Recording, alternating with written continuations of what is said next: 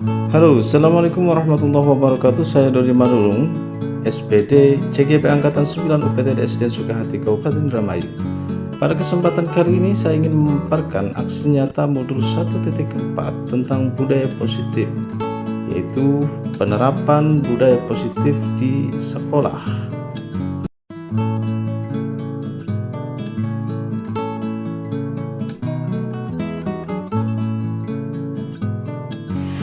Waalaikumsalam. Selamat pagi,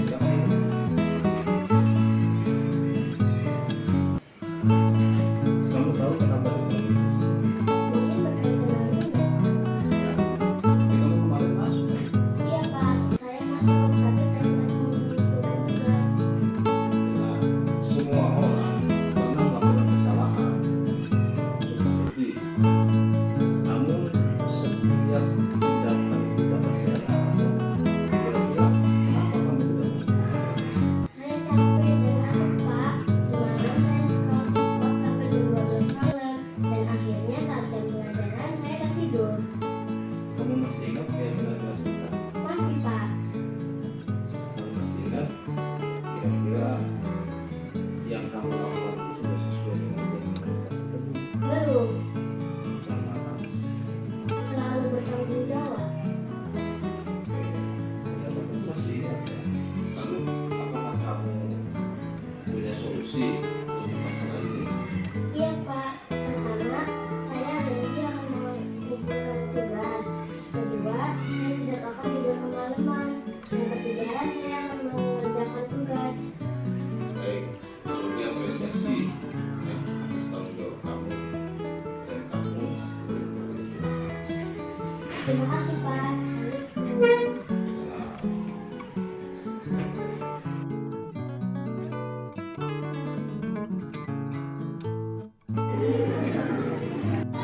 Assalamualaikum warahmatullahi wabarakatuh. mengimplementasikan konsep-konsep itu dalam modul budaya positif di lingkungan kelas. Hari ini Ibu Ayu dengan Pak Dodi akan berkolaborasi untuk membentuk keyakinan kelas 5 ya.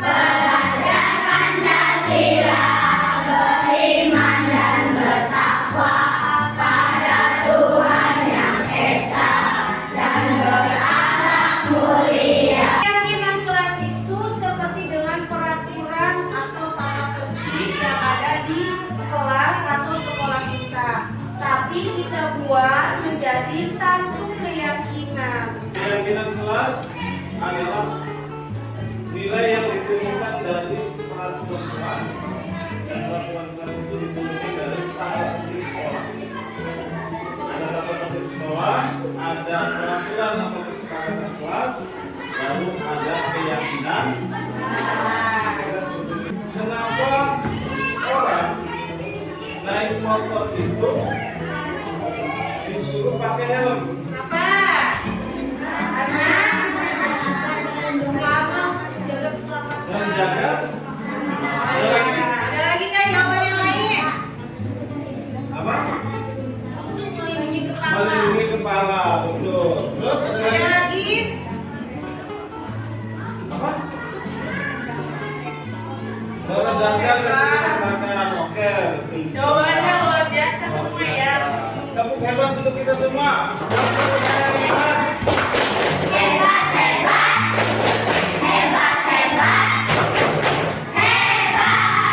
Silakan di lembar kertas nilai-nilai kebajikan itu kamu lingkari satu yang menurut kamu ada pada diri kalian, ya, pada diri kalian semua. Satu orang melingkari satu poin ya. Ya. Nanti kalau sudah dilingkari, geserkan kertasnya sampai selesai kelompoknya ya. Silakan, bisa dimulai. Dimulai dari sekarang. Nanti ditulis terus di bawahnya namanya siapa. Oke? Namanya ditulis ya, Namanya ditulis. nama kamunya. Tulis, Tuliskan terus satu keyakinan yang mau diwujudkan di kelas.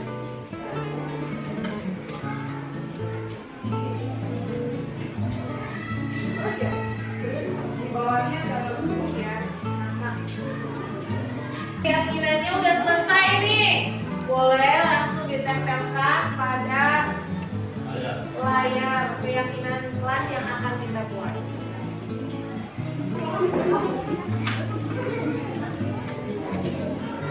Sudah semua kertasnya ditempel, Mario?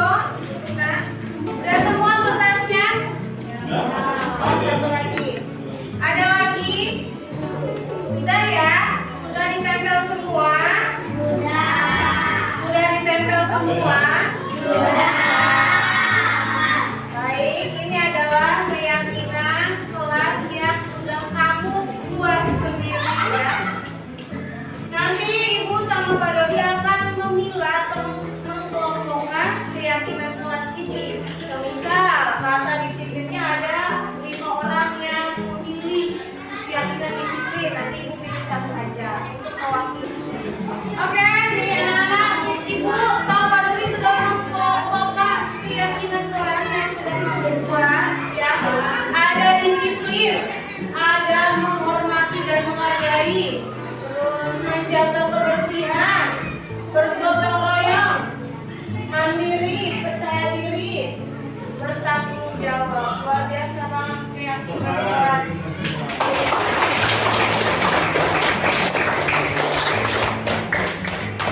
Berapa keyakinan kelas nih? Juga. Berapa keyakinan kelas yang akan diwujudkan Kita nih? balik kali ya. Ini Bapak tuliskan berdasarkan Yang kamu tulis. yang kamu tulis. Kira-kira dari kata disiplin itu banyak temannya ya? Tambah berapa lagi? Yang mana yang setuju? Oh, disiplin lagi. Aman. Terus? Nah, berarti keyakinan kelas yang pertama Disiplin. di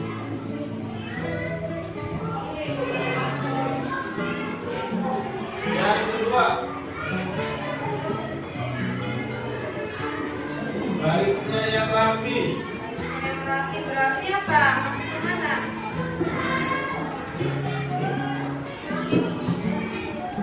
Jaga ketertiban gitu ya. Sudah tadi. Hal yang sudah. Ada temennya nggak?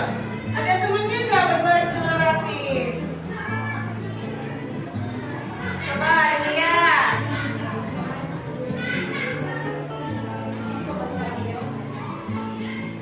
Ini ya. Ya. Ya, berarti ditanggung. Jawab. Berarti ini juga masuk nih. Yang saya jaga. Ya. Ya. Ya. Ya, ini membawa buku. Mana? Bawa buku sesuai jadwal. Ya. Ya. Oke, bertanggung. Bertanggung jawab. Yang pada ditulis itu sesuai dengan yang kamu tulis di stikernya ya. Nah, yang ketiga nih, apa lagi? Tadi itu. Menghormati. Poin berapa? Poin berapa yang sama dengan menghormati? 6 sama ya? Nah, Sama nggak?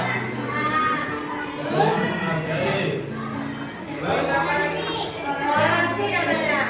Toleransi, betul. Terus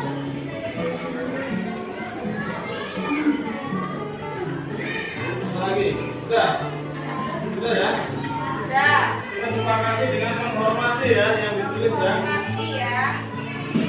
Menghormati. Atau hormat gitu ya.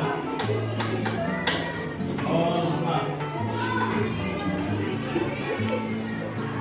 Berikutnya. Buang sampah pada tempatnya. Mana lagi? Sampah pada tempatnya. Ada lagi nggak? Sendirian. Berarti apa nih? Menjaga kebersihan.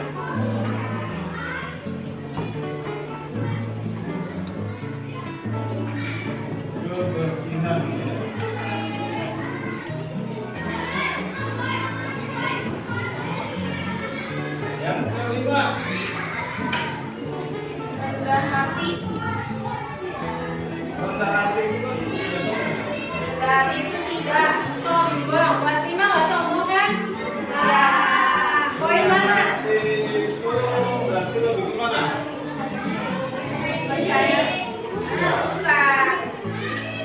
kurang pas. Kalau kamu tidak sombong, berarti ngomongnya juga lemah lembut. Nah, apa berarti? Sopan. Sopan. Udah sopan kelas 5? Udah sopan belum? Sudah ya, sopan. Masih ada? Percaya diri. Percaya diri. Ada temennya? Ada. Tidak nyontek. Tidak nyontek. Nah, Gak percaya diri. bisa lebih ke mandiri.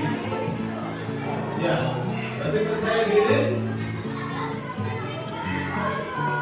Bener nggak yang Pak Dodi buletin? Benar? Ada dua ya. Ini sama percaya. Percaya diri. Apa kira-kira? Oh iya. Bajikannya. Bacaannya apa? Percaya diri itu. Keenam.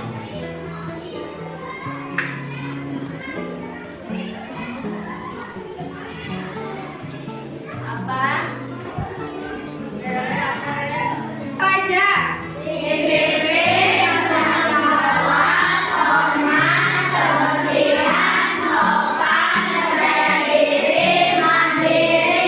Setelah kita buat ketujuh keyakinan kelas ini, mari kita yakini bersama dan dilaksanakan sesuai dengan keyakinan kelas yang sudah kita buat. Nama, tanda tangan.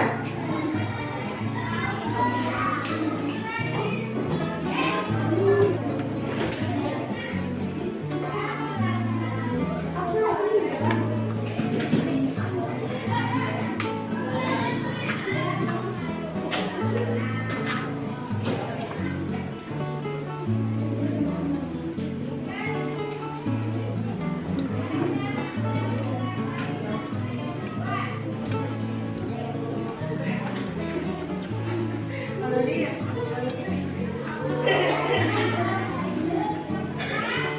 Kayu itu diumpulkan tiap hari.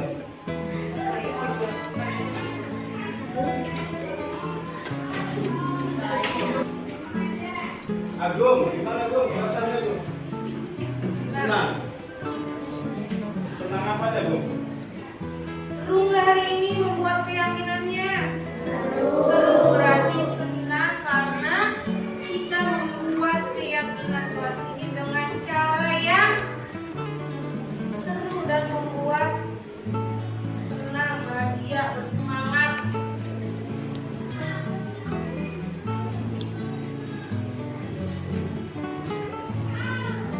Sudah? Bisa tuliskan? Baik. Kalau sudah,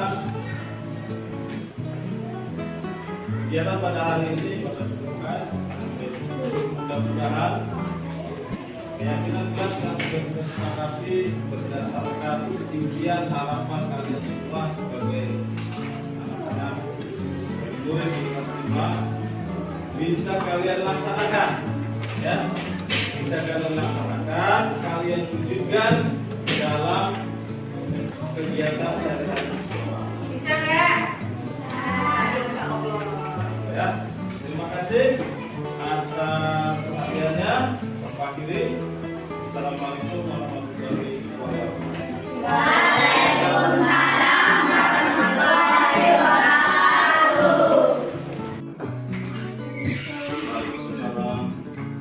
Silakan masuk. Silakan duduk.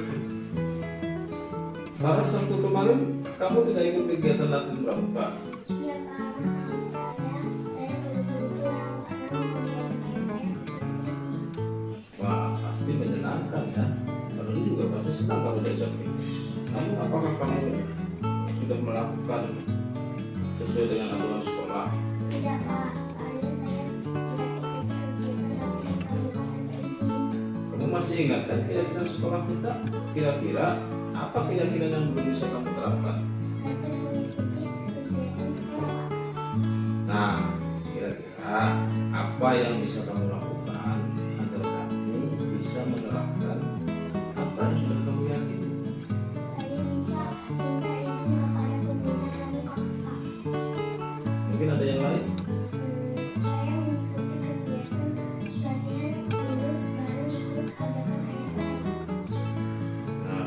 sudah paham bahwa kita harus tertib aturan sekolah ya. Iya Pak, insya Allah saya akan berusaha untuk Baik, terima kasih. Silakan. Nanti.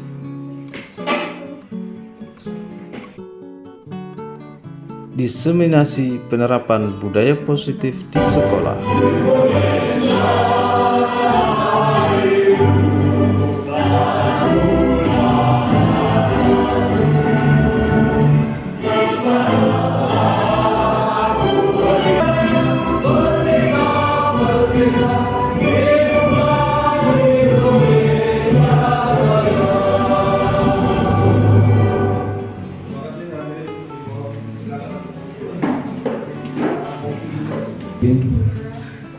Assalamualaikum warahmatullahi wabarakatuh. Waalaikumsalam warahmatullahi wabarakatuh.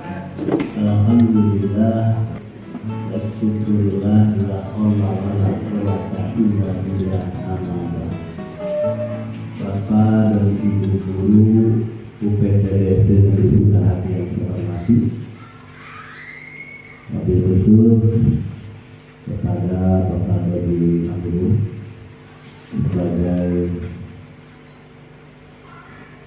calon guru penggerak yang mengikuti program PGP angkatan 9 tahun 2023. Pertama, mari kita panjatkan puji syukur kepada Allah Subhanahu wa Ta'ala atas segala limpahan nikmat, terutama nikmat sehat dan hati, sehingga pada kesempatan pagi menjelang siang hari ini kita bisa berkumpul di salah satu ruangan yang luar biasa yang sudah representatif menyertai kegiatan diseminasi penerapan budaya positif di sekolah yang akan disampaikan oleh Bapak Dodi Manulu pada siang hari ini. Salam dan salam semoga tetap tercurahkan pada junjungan kita Nabi besar Muhammad SAW, pada keluarganya, para sahabatnya, dan insya pada kita semua selaku pengikut sunnah Nabi yang dilahirkan ya Rabbal Alamin. Bapak dan Ibu yang saya hormati, pada kesempatan pagi hari ini saya didaulat untuk menyampaikan sambutan dari kepala sekolah pada kegiatan diseminasi pada pagi hari ini, dan mungkin ada seperti pertanyaan di hati, apa sih itu diseminasiku? Ya, sepertinya baru dengar atau sudah dengar, tetapi belum tahu apa maknanya seperti itu. Saya menyampaikan bahwasannya yang saya tahu, mungkin pendapat yang berbeda, ya, bahwa kegiatan diseminasi ini adalah suatu kegiatan yang ditujukan kepada kelompok atau target, ya, baik itu kelompok maupun individu. Ini untuk memperoleh informasi, menyampaikan informasi supaya timbul kesadaran, menerima, dan akhirnya memanfaatkan informasi tersebut. Ini kegiatan diseminasi ini, apalagi diseminasi penerapan budaya positif di sekolah, ini adalah kegiatan yang sangat baik, yang perlu kita dukung bersama. Apa saja hal-hal yang baik atau budaya-budaya kita yang positif di sekolah ini yang sudah kita terapkan atau yang belum kita terapkan, saya yakin bahwa budaya positif di sekolah kita sudah kita terapkan, ya sudah berjalan. Ya. Terkadang kita juga tidak tahu siapa namanya ini setelah kita membuka, ya, wawasan, ya, oh iya, ini termasuk budaya yang baik, ya, kebiasaan baik yang perlu diterapkan, ya, kemudian bisa dirasakan manfaatnya. Kebaikan-kebaikan itu tidak hanya bisa diaplikasikan di sekolah, tetapi juga lebih penting adalah di lingkungan keluarga dan lingkungan masyarakat sebagai lokal bagi peserta didik. doa khususnya dan untuk kita semua selaku warga sekolah. Pada kesempatan yang baik ini, kepada Bapak dan Ibu Guru UPTD Negeri Sukahati, kami harap kegiatan pada pagi menjelang siang hari ini bisa diikuti dengan baik ya, sampai dengan selesai, dan tentunya saya harapkan dukungan dari Bapak dan Ibu semua. Saya yakin semua adalah untuk kebaikan warga sekolah, yaitu UPTD SD Negeri Sukahati. Itu saja yang perlu saya sampaikan. Mohon maaf atas segala kekurangan. Saya akhiri bila taufiq wal hidayah.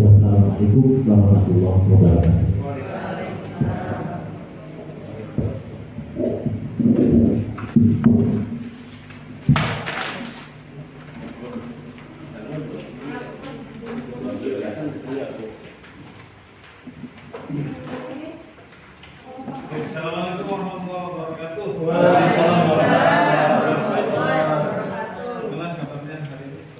Alhamdulillah. Dalam suasana penuh cinta hari ini.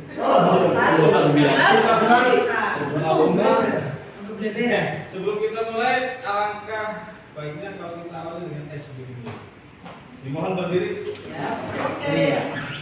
Tepuknya tepuk semangat, Pak. Tepuk semangat. Semangat. Tepuk semangat.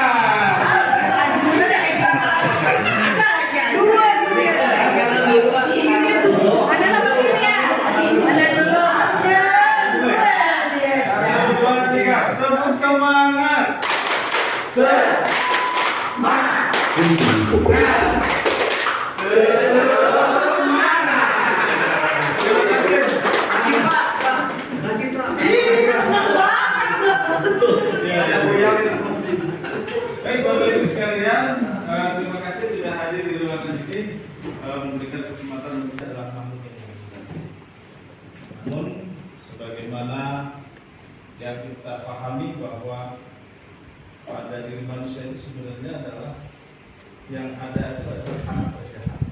Tapi karakter jahat itu akan tereliminasi seiring datangnya ilmu yang masuk ke dalam diri kita, sehingga merubah perilaku kita menjadi lebih positif, terus dan menjadi orang yang baik. Nah, untuk itu kita akan coba sampaikan apa itu budaya positif. Budaya positif dalam konsep intinya budaya positif itu ada 8 poin. Poin yang pertama adalah perubahan paradigma belajar. Mungkin hari ini atau selama ini kita menganggap bahwa apa yang kita lakukan itu sudah yang paling tepat, sudah yang paling tepat menurut kita. Tetapi dalam beberapa teori, seiring berjalannya perkembangan ilmu pengetahuan, teori-teori bermunculan, ternyata ada perubahan-perubahan. Nah, maka perubahan paradigma belajar ini perlu kita upgrade. Sebagaimana sekarang yang ada di platform Merdeka Mengajar, disitulah teman kita untuk terus menggali perubahan paradigma belajar kita. Kemudian yang kedua adalah disiplin positif. Yang ketiga adalah nilai-nilai kebajikan.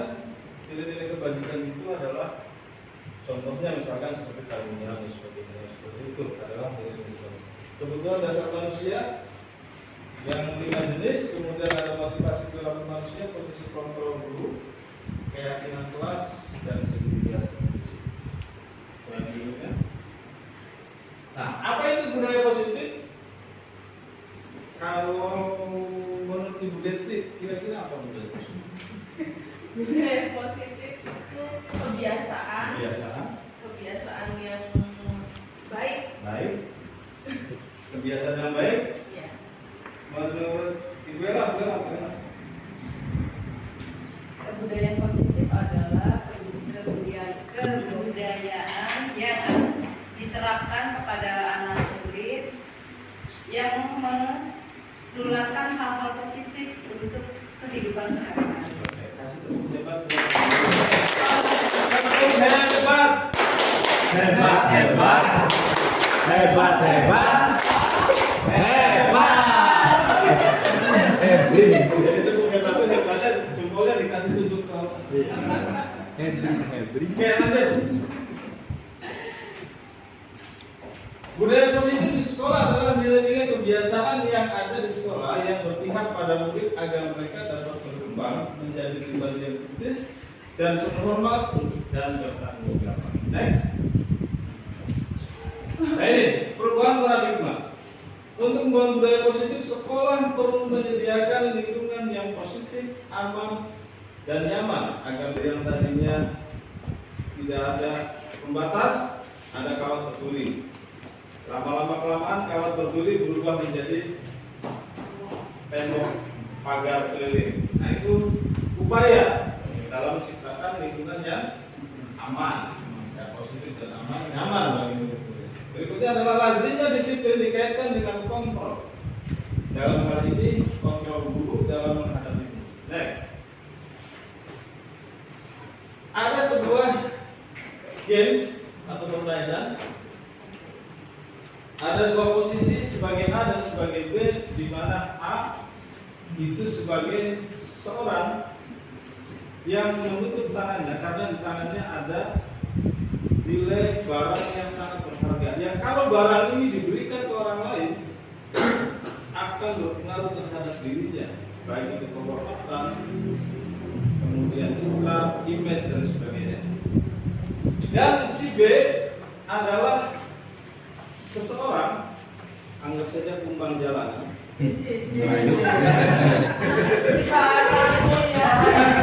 berusaha merayu si A agar memberikan barang yang ada di telapak tangannya ini yang digenggam dengan berbagai macam barang, rayuan, gombalan, iming-iming, ancaman, bertahan dan sebagainya. Akan tetapi si A ini karena benda ini sangat berharga berupaya untuk mempertahankan. Nah, kira-kira supaya lebih jelas kita praktekkan. Bu Ella sama Manana. Kirim barang-barang itu dengan ancaman, rayuan, apapun lah. Masa aku mana?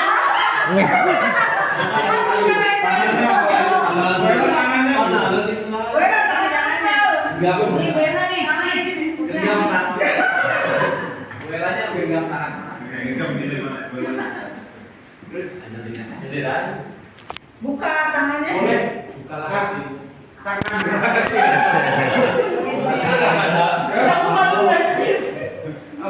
Bolehkah saya buka hatimu? Buka genggaman tangan. Boleh asal. Kamu yang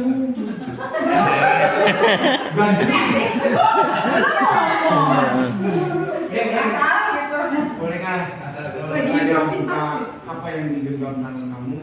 Boleh, aku makanya nggak susah-susah. Tapi apa yang Bapak mau lakukan untuk saya mungkin? Ya pengen tahu aja. No. Ya tunjukkan dulu. Ini buat saya sangat berharga. Tapi saya nggak butuh kata-kata ya. Ya udah nanti dikasih hadiah. Apa? Saya nggak butuh kata-kata. Tunjukkan. Keluarkan uang, keluarkan uang. Mau rumah? Uang? Kan saya udah bilang saya nggak mau kata-kata. Saya maunya bukti. Ada uangnya 100.000. Iya. Harus itu. Yang lagi. Iya dengan semua masuk tangan. Ini semua masa segitu. Karena ini sangat berharga, saya mau Bapak menjaganya dengan rasa. Oke. Iya.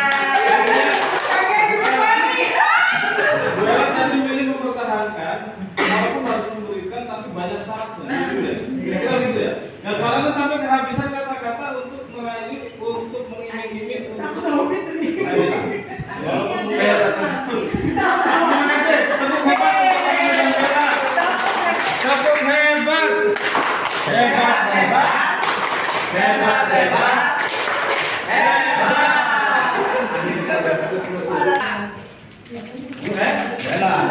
Bella yang punya tangannya.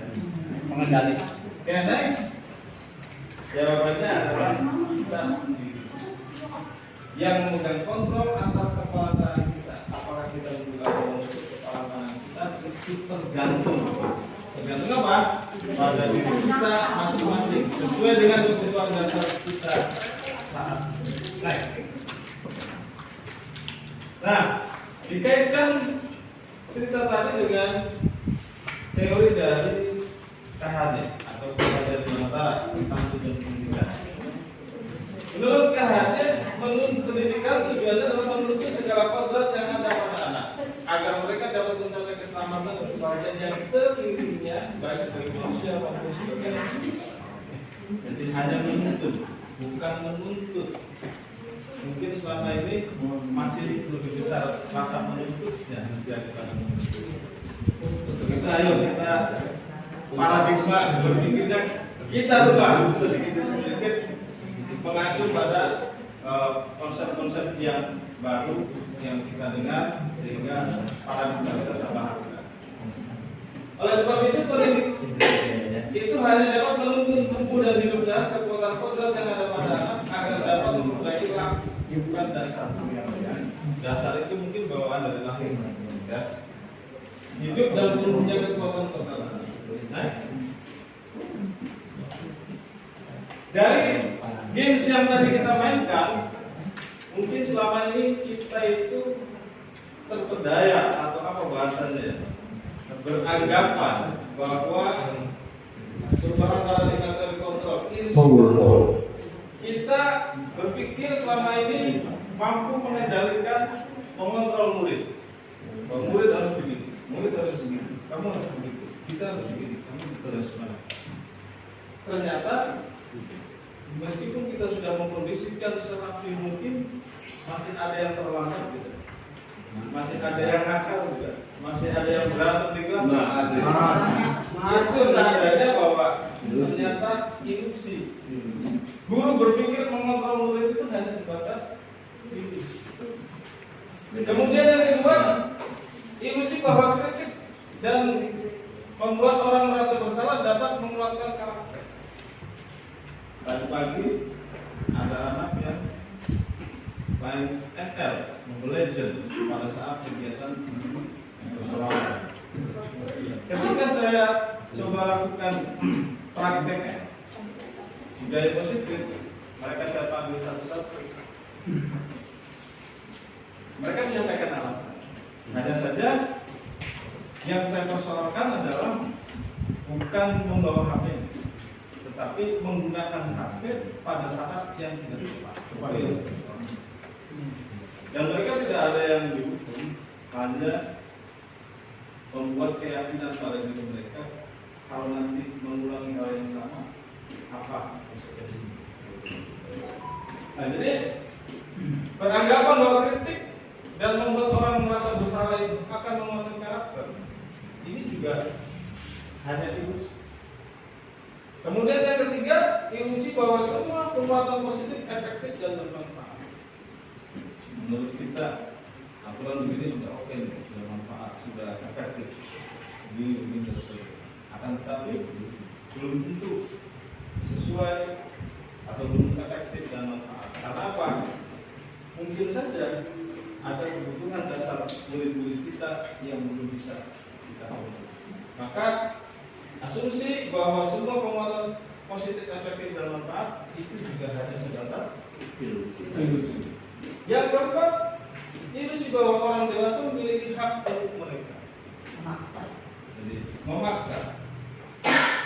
Karena kita merasa lebih besar, lebih waktu usianya, pengetahuan lebih banyak, sehingga merasa punya kuasa atas anak-anak murid kita, sehingga memaksa mereka untuk melakukan apa yang kita inginkan. Dan ternyata anggapan bahwa kita sebagai orang dewasa memiliki hak untuk memaksa, kembali lagi bahwa kita semakin anak sering dipaksa, ada tertekan, sehingga apa yang dilakukan bukan dari lubuk hatinya, dan mungkin ada perasaan-perasaan lain yang timbul karena adanya paksaan. Jadi bahwa itu adalah next. Bapak Ibu sekalian, Perubahan paradigma stimulus respon teori kontrol. Siapa sesungguhnya yang memiliki kontrol? Stimulus respon dan teori kontrol. Kita mencoba mengubah orang agar berpandangan sama dengan kita. Dalam stimulus respon. Dalam teori kontrol, kita bisa memahami pandangan orang lain tentang dunia. Kemudian perilaku buruk dilihat sebagai suatu kesalahan. Dalam teori kontrol, semua perilaku memiliki tujuan.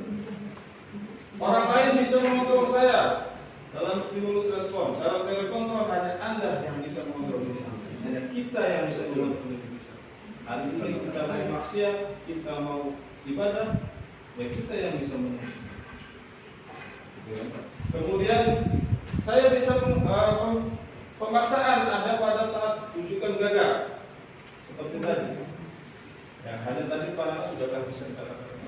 Harusnya ketika bujuk yang pertama ini mulai naik darah. Aku bisa dipikir harusnya. Ya, sudah mulai dengan emosi. Ya. Kemudian kolaborasi dan konsensus menciptakan pilihan baru. Dalam teori kontrol tidak ada paksaan, justru kesepakatan. Bahwa budaya positif itu adalah salah satunya disiplin. Apa makna disiplin yang sebenarnya? Next. Bapak Ibu mungkin dalam benaknya berpikir adalah apa? Aturan. Ada yang bilang mungkin tata tertib, ada yang bilang patuh, ada yang bilang taat.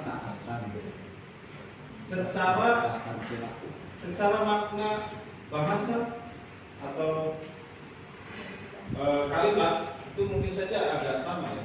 Tapi sebenarnya apa sih makna disiplin? Berasal dari bahasa Latin disiplina yang artinya belajar. Makna asal dari kata berkonotasi dengan disiplin dari disiplin batas dan Plato. Ini filosofi Yunani. Disiplin diri membuat orang menjadi potensinya menuju sebuah tujuan apa yang dia hargai. Namun dalam budaya kita kadang disiplin telah berubah menjadi sesuatu yang dilakukan seorang pada orang lain untuk mendapatkan kesepakatan. Kecenderungan umum adalah menghubungkan kata disiplin dengan ketidaknyamanan, bukan dengan apa yang kita hargai atau mencapai dari tujuan. Next. Jadi mungkin selama ini kita hanya beranggapan bahwa disiplin itu adalah praktis, mematuhi aturan. Disiplin adalah kemampuan memerintah diri sendiri dalam mengontrol, menguasai diri untuk memilih tindakan. Jadi sebenarnya disiplin itu untuk diri kita sendiri, ada di diri kita sendiri, untuk diri kita sendiri, bukan untuk orang lain. Nilai-nilai yang kita hargai dengan penuh tanggung jawab tanpa perintah orang lain, artinya dengan penuh kesadaran. Kalau masih ada rasa takut, saya kalau nggak pikir nanti takut dihukum. Kalau nggak berangkat dan menjaga tugas nanti takut kena sanksi dan sebagainya. Itu berarti disiplinnya masih semu. Next. Nah, disiplin yang positif itu akan mengacu pada nilai-nilai yang kita hargai, ya, nilai-nilai kebajikan, sifat-sifat positif manusia yang merupakan tujuan mulia yang ingin dicapai setiap individu, seperti halnya yang tercantum dalam profil pelajar Pancasila. Ya, sebenarnya dalam nilai kebajikan ini banyak, tidak hanya profil. Ibu Ani, guru kelas 5 di SD Pelita Hati sedang bingung menghadapi pula salah satu murid di kelasnya. Agus, beberapa anak telah datang dan mengeluh Agus seringkali dengan bekal makan siang. Mereka dengan paksa. Jika Anda menghadapi situasi tersebut, Ibu Ani, apa yang akan Anda lakukan? Menurut Anda kira-kira apa alasan Agus? Next.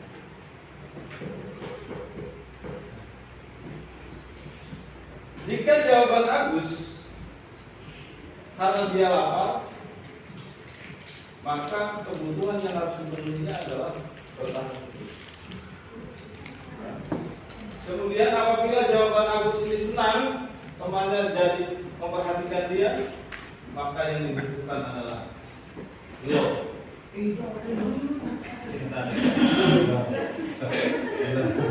Jika jawaban Agus adalah dia merasa hebat, teman karena temannya takut, berarti adalah penguasaan.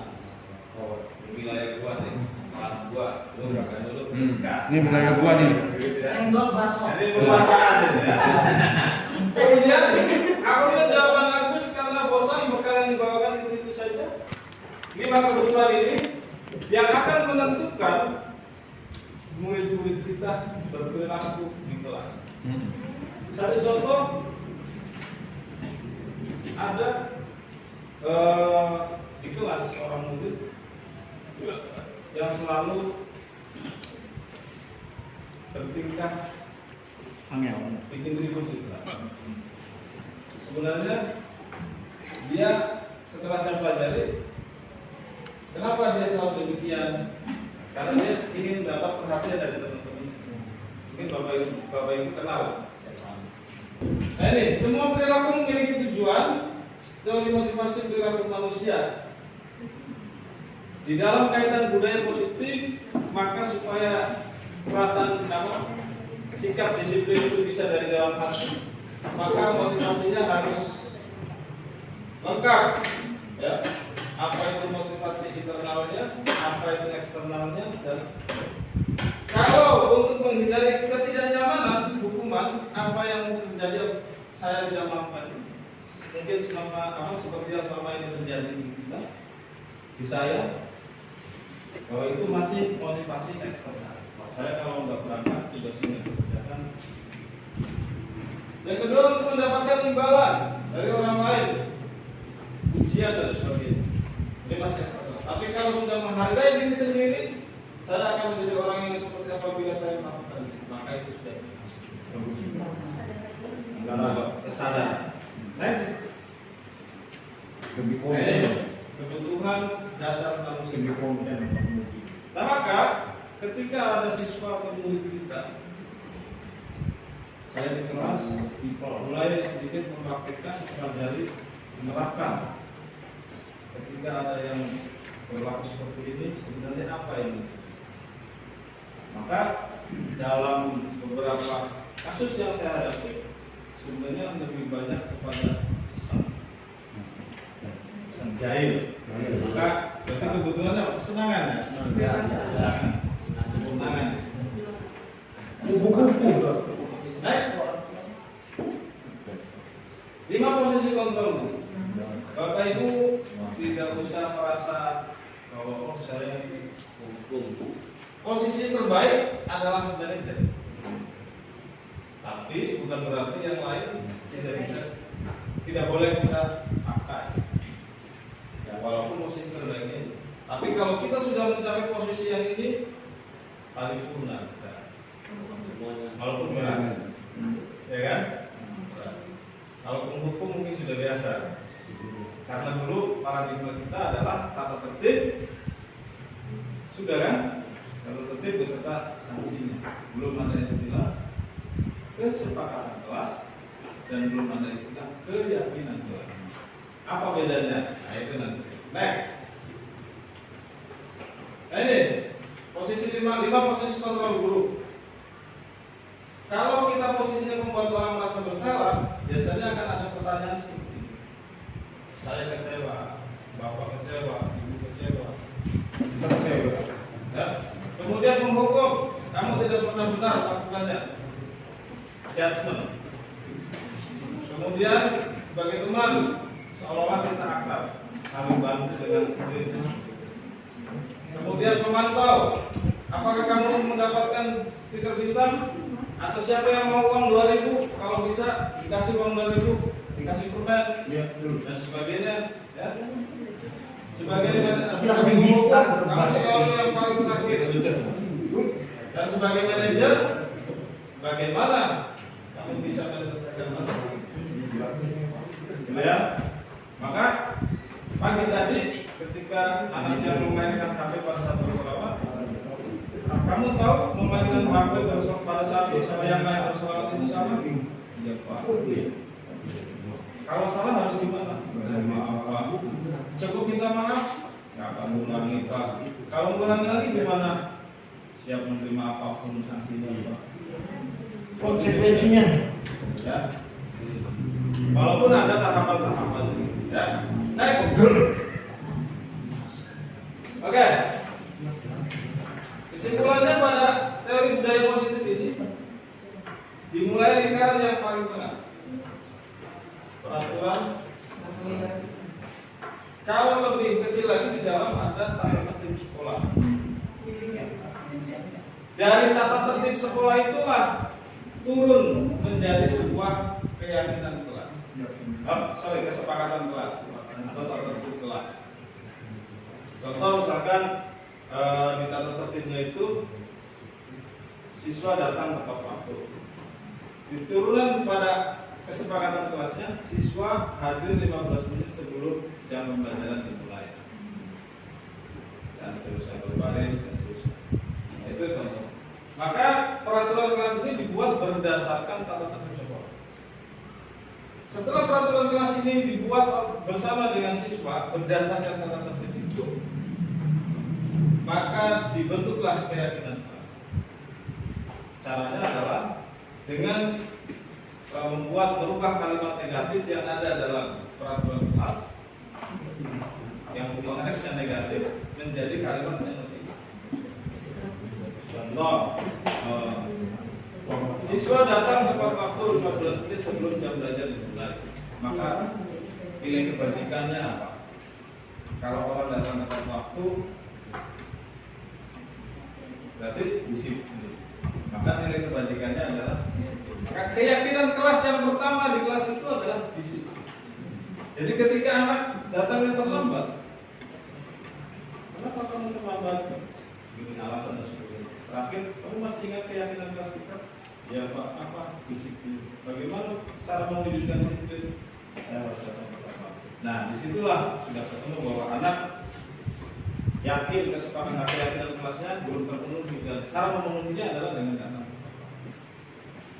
Kemudian dari keyakinan kelas ini maka akan tumbuh lingkungan positif. Dari lingkungan positif ini akan menjadi budaya karena terus dilakukan secara berulang-ulang, diyakini bahwa itu adalah satu budaya yang positif. Next. Oke, keyakinan kelas adalah nilai-nilai kebajikan atau prinsip-prinsip universal yang disepakati bersama secara universal, lepas dari latar belakang suku, negara, bahasa maupun budaya.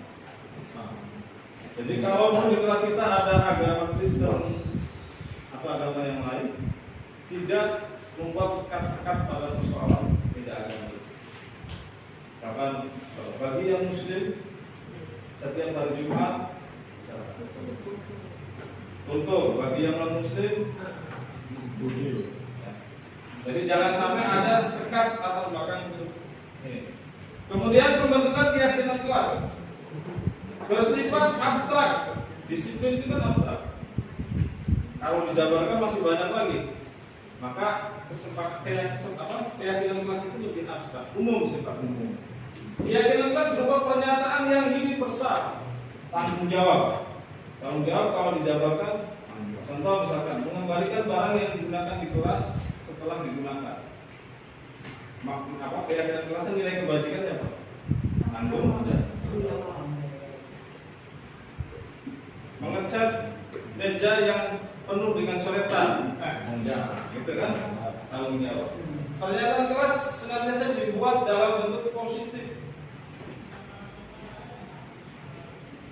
Jangan duduk di atas taman.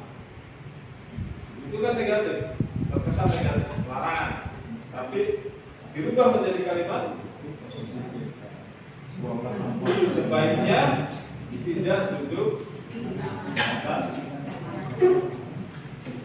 Ada sebuah kata yang melengkapi sehingga menjadikan kalimat itu bukan sebuah perintah, tapi informasi yang harus kita lakukan. Ketemunya bukan terpaksa, ini kalau duduk sini nanti kena sanksi. Keyakinan kelas hendaknya tidak terlalu banyak. Kalau dalam teorinya bisa 7 sampai 10 poin. Kemarin kita sudah buat itu ada di 7 poin. Semua warga kelas sebaiknya ikut berkontribusi dalam membuat kegiatan kelas lewat surat pendapat. Siswa dan guru dilibatkan. Bersedia meninjau kembali kegiatan kelas dari waktu ke waktu. Kalau dirasa misalkan ada 7 poin, ternyata 7 poin ini dalam bulan ini anak sudah terpenuhi. Datanya sudah tepat waktu, disiplinnya dapat, barang-barangnya oke, sampahnya oke, bersih dan sebagainya. Hanya ada satu, misalkan masih yang belum terpenuhi, apa, kemandirian misalkan. Kenapa? Karena tugasnya jarang dikerjakan. Kemudian sering kali nyontek ke temennya, sering tidak masuk kelas. Maka dari kebutuhan itulah kita rumuskan lagi, tapi kita arahkan supaya tidak terlalu melebar atau meluas.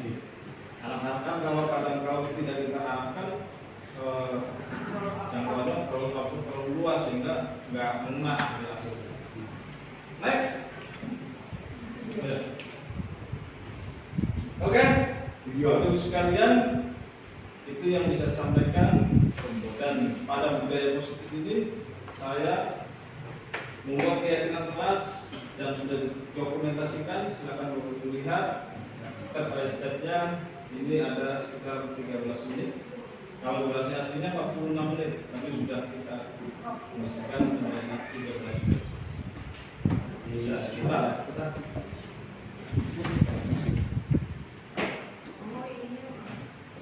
Keyakinan kelas adalah nilai yang ditemukan dari peraturan kelas dan peraturan kelas sendiri terdiri dari taraf sekolah. Ada taraf sekolah, ada peraturan atau kesepakatan kelas, lalu ada keyakinan. Kenapa orang naik motor itu disuruh pakai helm?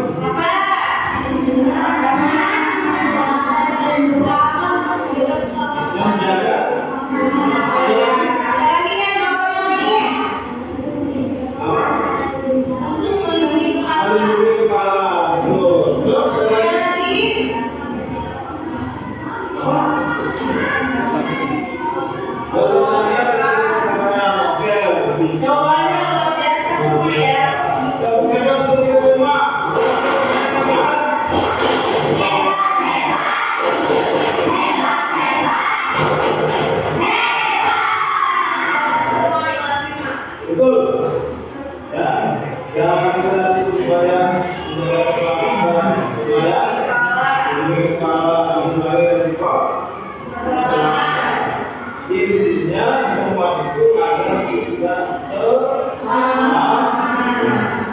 selamat itulah keyakinannya. Silakan di lembar kertas nilai-nilai bandingan itu kamu ingkari satu yang menurut kamu ada pada diri kalian, ya, pada diri kalian. Satu orang mengingkari satu poin ya. Jadi kalau sudah dikali, biasanya kan kertasnya sampai selesai kelompoknya ya. Nah, bisa dimulai. Dimulai dari sekarang. Berarti punya kelas yang pertama. Disiplin.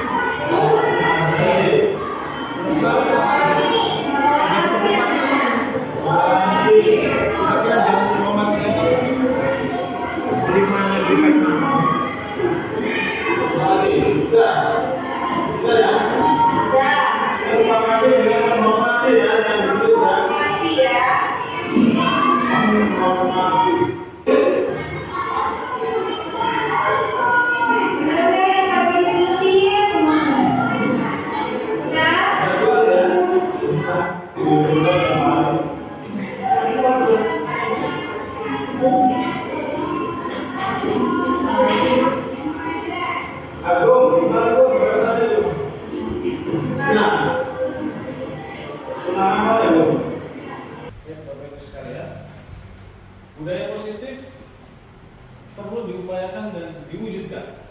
Nah, salah satunya adalah dengan menerapkan segitiga restitusi. Apa ini? Segitiga restitusi adalah sebuah konsep yang mungkin menurut kita konsep baru.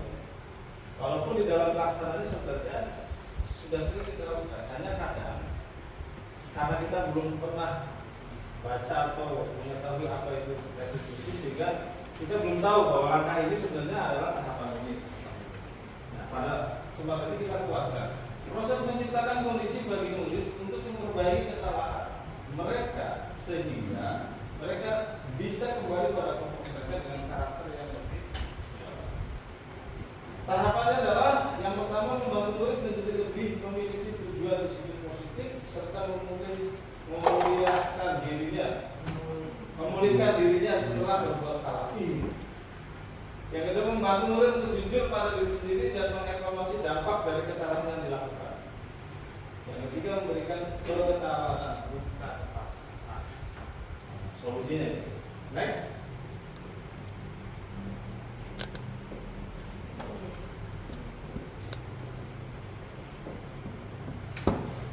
Nah, tahapan dalam segitiga restitusi, mengapa dikatakan segitiga? Karena memang ada 3 tahapan.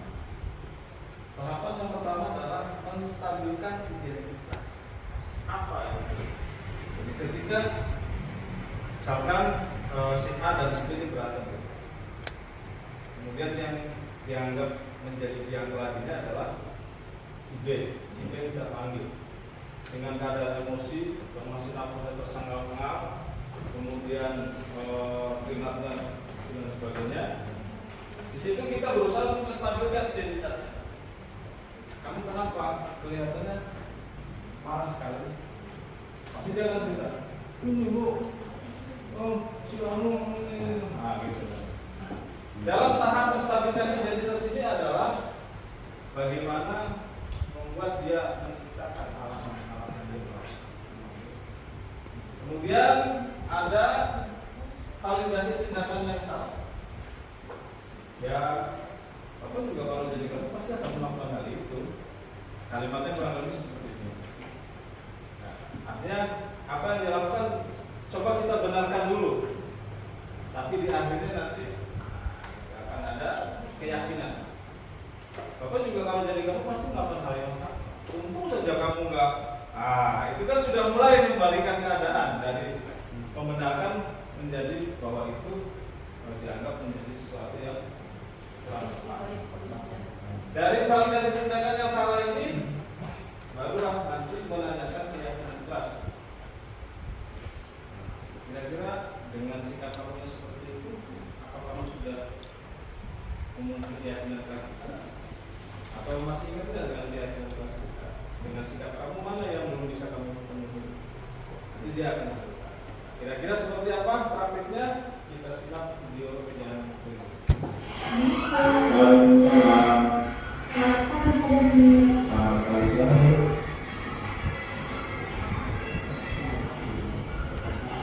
Kamu tahu kemana paling besar? Mungkin berkaitan dengan tugas, Pak. Tapi kamu kemarin masuk? Iya, Pak. Saya masuk, tapi saya tidak mengumpulkan tugas. Ya, semua orang pernah melakukan kesalahan, termasuk lebih. Namun setiap tindakan kita pasti ada alasan. Kira-kira kenapa kamu tidak mengumpulkan tugas? Saya capek dan ngantuk, Pak. Semalam saya sekolah TikTok sampai jam 12 malam dan akhirnya saat jam 12 saya tidur. Kamu masih ingat kira-kira tugas kita? Masih, Pak. Kamu masih ingat kira-kira yang kamu lakukan itu sudah sesuai dengan kira-kira tugas itu? Belum. Apakah kamu punya solusi untuk masalah ini? Iya, Pak. Pertama, saya janji akan mengumpulkan tugas. Kedua, saya sudah makan tidur kemalaman. Dan ketiga, saya akan mengerjakan tugas. Baik, seperti apresiasi ya, selalu kamu dan kamu berkesinambungan. Terima kasih, Pak.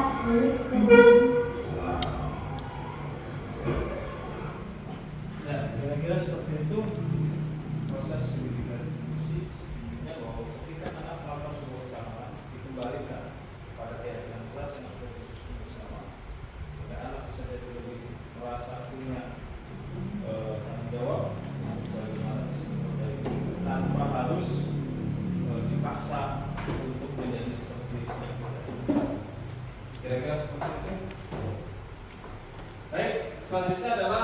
diskusi dan tanya jawab. Ya.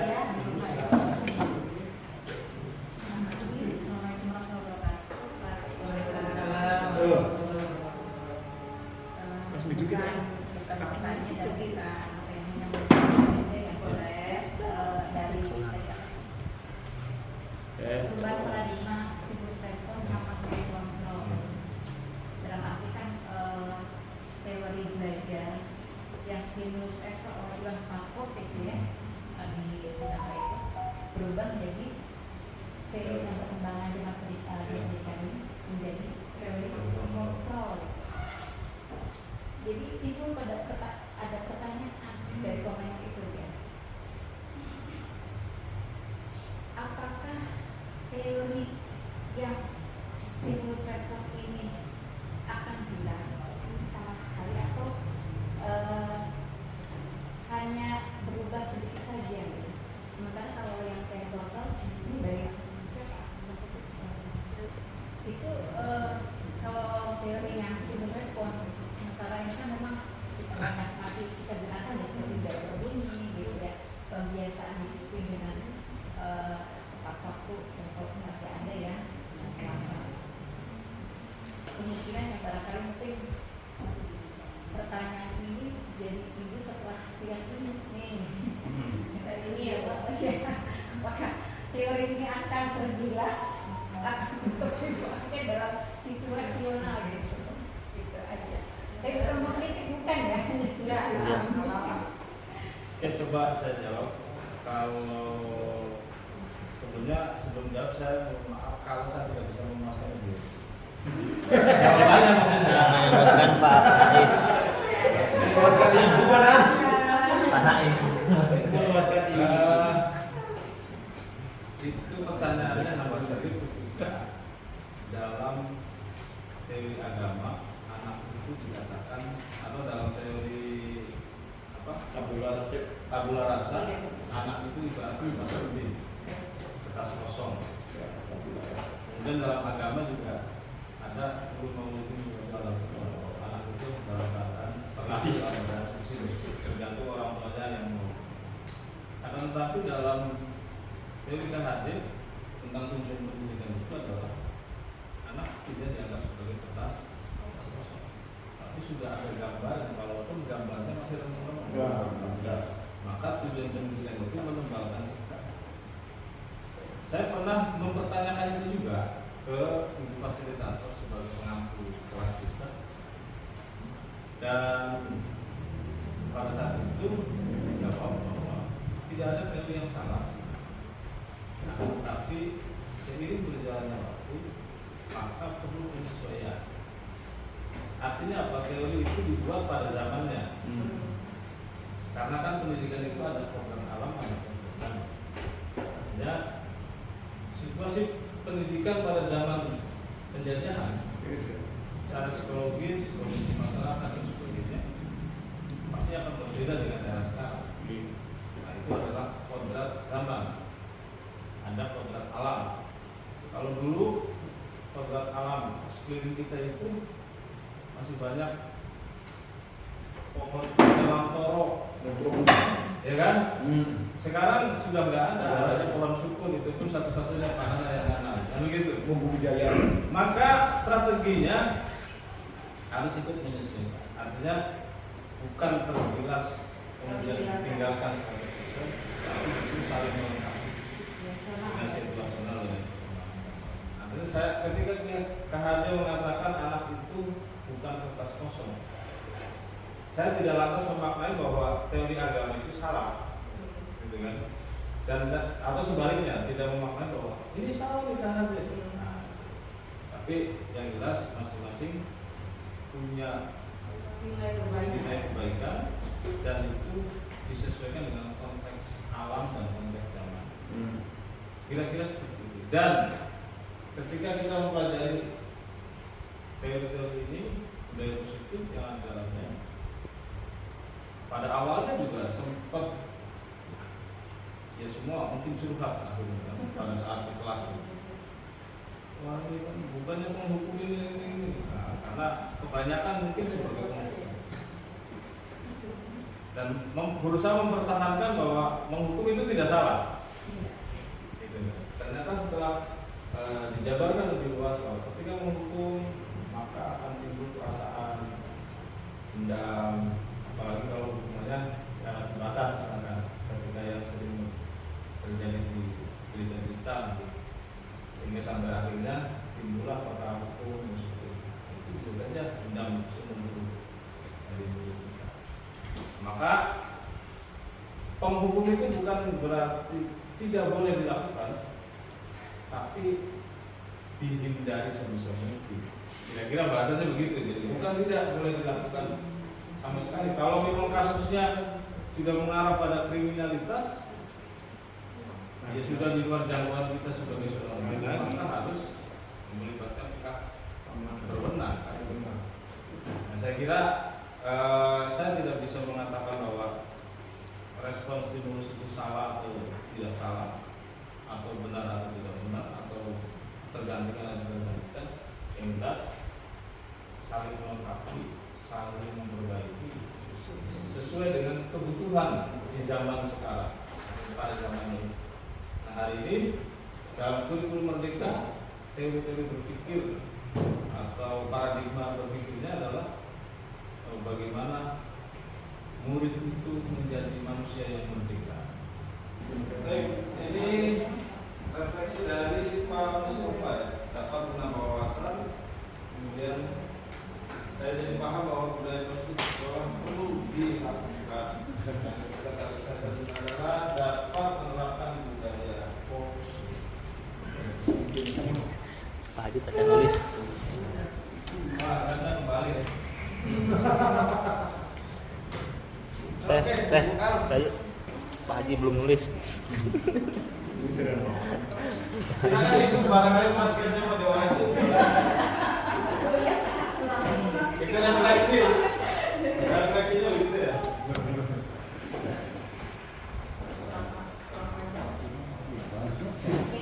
Ada bukti. Ibu Deti. Kegiatan saat ini saya merasa sangat bersemangat dalam menyelesaikan masalah di kelas, paham bahwa anak-anak yang baik dapat menerapkan budaya positif dan dengan teori-teori yang disertai. Dari Pak Ade, senang mendapatkan pengetahuan tentang budaya positif di sekolah. Budaya positif di sekolah untuk menumbuhkan karakter, menerapkan budaya positif di sekolah dengan maksimal. Dari Bu Fitri, senang merasa ada bahwa menjadi lebih paham bagaimana cara menerapkan budaya positif, menerapkan budaya positif pada sekolah. Dari Ibu Rayu, rasanya senang penyelesaian masalah menggunakan segitiga sisi, kemudian menerapkan budaya positif. Siapa lagi yang Wal.